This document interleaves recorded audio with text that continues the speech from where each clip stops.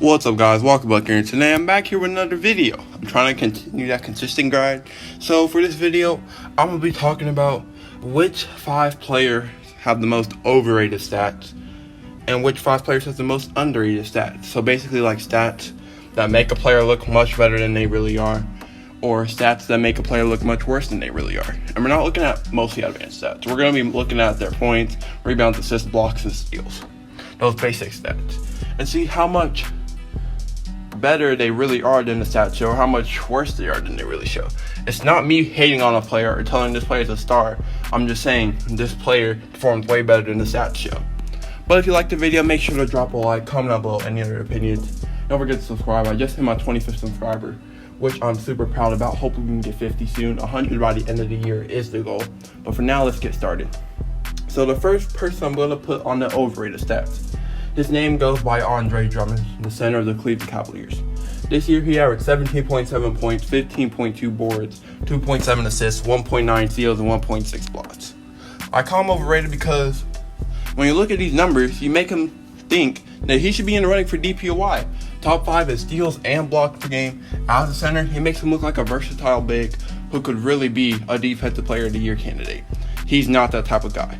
Underrtaed Drummond is not a great defender, even when the stats show it, and that's why I think the stats overrate him, because he really wasn't even close in the DPOY race.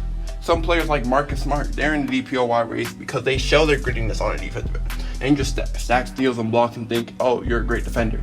No, you really have to show you're a great defender. Underrtaed Drummond is definitely not that.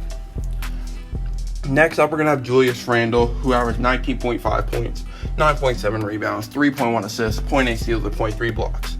Now, some people, you may look at these stats and say, these are all-star type of stats. Why wasn't Julius Randle an all-star if he was putting up these type of numbers?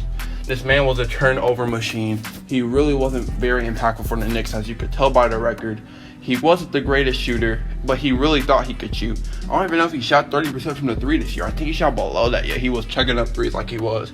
His spin moves caused a lot of turnovers, and the team just wasn't winning because of it. Julius Randle had a pretty bad season, and these basic stats make it look like he had a pretty good season, near all-star numbers, but he really wasn't. Third, we're going to have Devontae Graham, which he averaged 18.2 points, 3.4 boards, 7.5 assists, 1 steal, and 0.2 blocks per game. Yes, Devontae Graham improved a lot, but some of y'all don't realize the inefficiency Devontae Graham really had. He didn't even shoot 40% from the field. He almost shot better from the 3-point line, and he shot inside. That's pretty sad, to be honest, because Devontae Graham really did improve, but not too much. You just had an inflation of shots. Kemba was gone. Someone's going to have to take those shots. And that guy ended up just being Devontae Graham. He had one really good game, had like a pretty good month. But then since the All-Star break, he really cooled down. He probably averaged around 14, 15 points per game on complete awful efficiency. But yeah, that's why I think his stats are overrated. And then fourth will be Trae Young. Sorry, my boy Trae, but you averaged 29.6 points, 4.3 rebounds, 9.3 assists, 1.1 steals, 0.1 blocks. People say, oh, Trae Young's really that next guy, he just didn't have any help. Oh, well, after the 25 games, the only games y'all really won were when teams were not trying. Trae Young was going crazy, and it led to nothing. Going crazy that leads to nothing really doesn't help. Like, you're putting up, other than the rebounds, you're putting up similar numbers to Luka Doncic. But he led his team to the best offensive rating in NBA history. You led your team to probably another top pick in the NBA draft. I'm sorry, Trae. You had a really good season, but even Bradley Beal was averaging more points and didn't get an all-star vote. How come you weren't an all-star starter?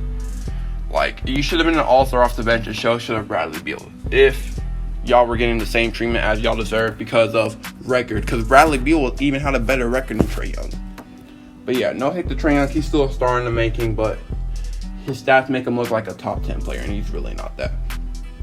And finally, we're going to have Bojan Bogdanovic of the Utah Jazz, who averaged 20.2 points, 4.1 boards, 2.1 assists, 0.5 steals, and 0.1 blocks per game. Now, you may be wondering, Bojan is a bucket like that. Why would you ever think that? Bojan never does this. Well, he was a consistent 18 points per game scorer the year before. But the reason why was because no one else is consistent except Donovan Mitchell. Mike Conley's been inconsistent all year.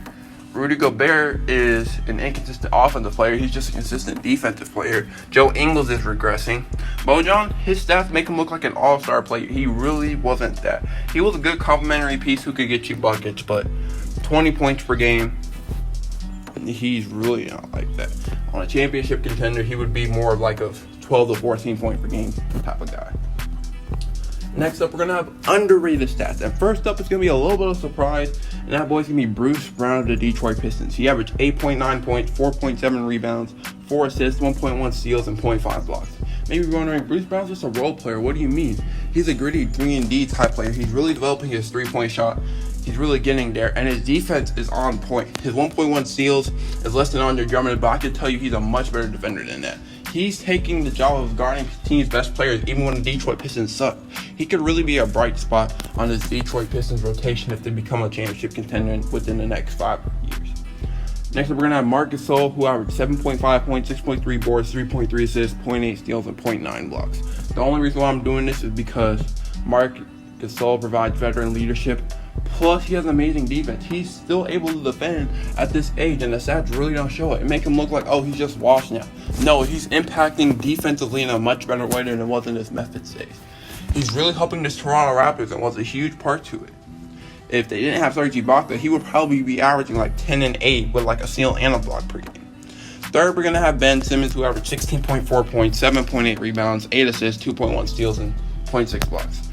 Y'all, I'm really saying this because y'all like, oh, Ben Simmons can't shoot. He's not a great scorer.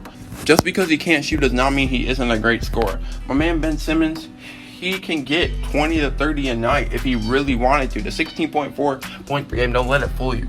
He can really be a bucket getter, but he's really trying to find the open man. He's feeding Embiid. He's helping on the defensive end. The stats really don't show how much of an all-star Ben Simmons really had been. Next, we're going to have Jimmy Butler of the Miami Heat with his 19.9 points, 6.7 rebounds, 6 assists, 1.8 steals, and 0.6 blocks. And when you look at the stats, you really think, oh, Jimmy Butler is really not that breed. He's getting carried by all the surrounding cast around him. If other players had a better surrounding cast, they would have been so much better. But, like, Jimmy Butler has been doing more than what you really think he is. Why do you think he was an all-star this year, even only averaging 19.9 points? But someone like Bojan wasn't an all-star for averaging 20.2. It's because he impacts way more than the stats really show. He really was a leadership, and even in Game 1, he showed that he could take over if he really wanted to, drafting 40 points in Game 1. And in the next game, he only took 8 shots because he impacted other ways. Why did he get a plus-minus when he was on the court? He impacted more than the stats really show. Y'all really need to understand this man, Jimmy Butler, is really a star-type player, but the stats really make him look like a second, third complimentary option. He could really be a star. And finally, I was going to use someone else on this team, but after the Game 7 performance, you know I had to do it. My man Lou Dort, averaging 6.8 points. You add in 2.3 boards, 0.8 assists, 0.9 steals, and 0.1 blocks. You look at the stats, you really just think he's a 9th, 10th man guy. He really doesn't do anything, but he had an up and coming story. This man went from the G League all the way to dropping 30 points in a Game 7, bro. This man, he even been doing it all year. He's been guarding up top guys. No one's been talking about how he can lock some of the biggest stars. He was able to take that, and he could really look like a starting small forward if he was a couple inches taller. He's only 6'3", so he's gonna have to play like a backup guard. But really, the man is built to guard players. He's able to lock them up too. James Harden couldn't do anything in Game 7 because of Lou Dort. And you see, this man could really be something special for the Thunder. He is something special for the Thunder right now, and the stats really don't show how much of a huge dub he's been to the season. What do you guys think? If you want 5 more overrated and underrated stats and like the series, drop a like and comment down below that you really want it, and don't forget to subscribe to the channel. Peace out, guys.